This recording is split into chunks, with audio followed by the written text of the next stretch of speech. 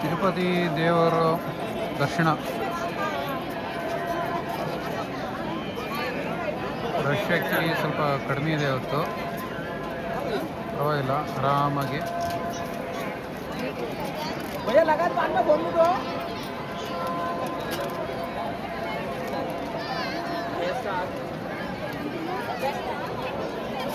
ಸಂಜೆ ಆಗಿರೋದ್ರಿಂದ ಅಷ್ಟೊಂದು ಬಿಸಿಲು ಕೂಡ ಇಲ್ಲ ಇಲ್ಲಿ.